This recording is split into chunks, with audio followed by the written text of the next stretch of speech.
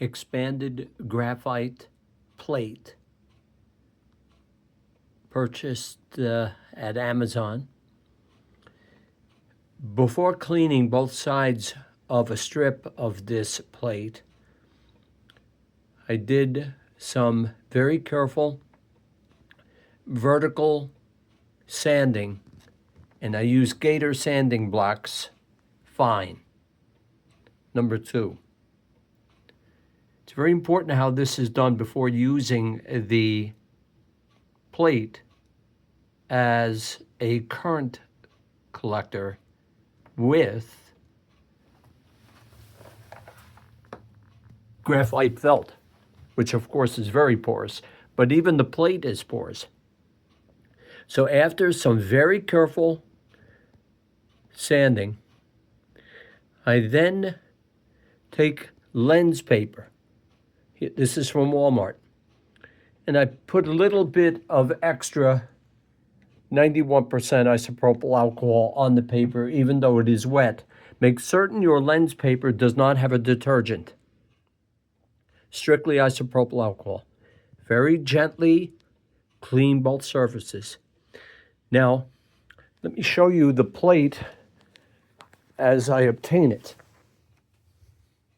Looks, this is typical. But there's a lot of oil from the manufacturing process. And generally, the material is about 1.2 ohms over a centimeter.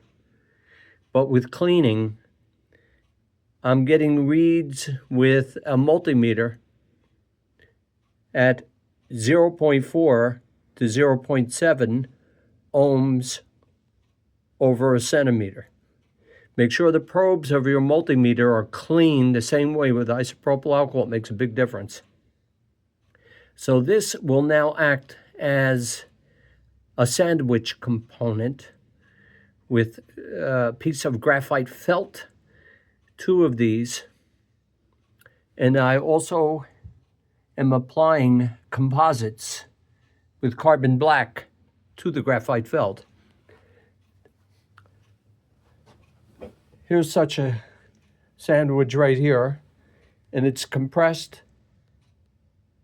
I don't have my notes in front of me, about 17% compression as measured by thickness. And it makes a world of difference. And I'm studying the properties of this as a so-called varistor, variable resistor. I'll upload more information. Thank you for watching. Bye.